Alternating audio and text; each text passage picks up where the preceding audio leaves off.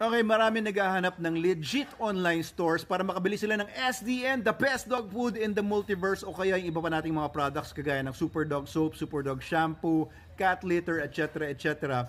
Minsan nadedengoy sila, nakakabili sila ng products sa mga online stores na medyo hindi mo maintindihan kung legit pa o hindi. Minsan nakakabili ng expired o kaya naka-repack tapos hindi mo alam talaga kung sigurado na yun talaga yung produkto namin sa loob, o kaya naman may problema yung produkto na may mga book or what. So para makasigurado kayo, ilalagay ko sa caption sa video na ito yung mga links ng online shops natin sa TikTok, Shopee, Lazada, etc. Kung gusto niyo rin makasigurado na yung binibila ninyong ibang online store ay legit, mag-message lang po kayo sa amin, sabihin namin kung legit ba yan or hindi.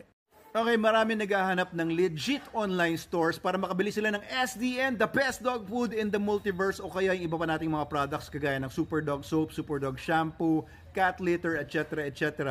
Minsan nadedengoy sila, nakakabili sila ng products sa mga online stores na medyo hindi mo maintindihan kung legit pa o hindi. Minsan nakakabili ng expired o kaya naka-repack tapos hindi mo alam talaga kung sigurado na yun talaga yung produkto namin sa loob, o kaya naman may problema yung produkto na may mga book or what. So para makasigurado kayo, ilalagay ko sa caption sa video na ito yung mga links ng online shops natin sa TikTok, Shopee, Lazada, etc. Kung gusto niyo rin makasigurado na yung binibila ninyong ibang online store ay legit, mag-message lang po kayo sa amin, sabihin namin kung legit ba yan or hindi.